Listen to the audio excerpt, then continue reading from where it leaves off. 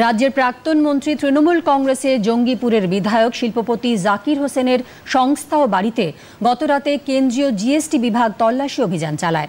জাকিরের সংস্থার বিরুদ্ধে কর ফাঁকি দেবার অভিযোগ সংক্রান্ত বিষয়ে তদন্তে আসেন তারা।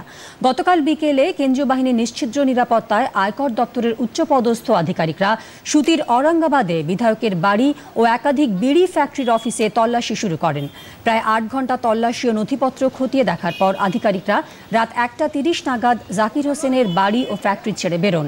তল্লাশিতে কিছু উদ্ধার হয়েছে কিনা তা নিয়ে আধিকারিকরা কেউ মুখ খোলেননি। আধিকারিকদের সহযোগিতা করার পাশাপাশি ভবিষ্যতে তলব করলে তিনি হাজির হবেন বলে জানান জাকির হোসেন। অনেকেই ঘটনায় রাজনৈতিক রং চড়ালেও বিপুল অঙ্কের কর ফাঁকি দেওয়ার তদন্তে আধিকারিকরা আসেন বলে একাংশের দাবি।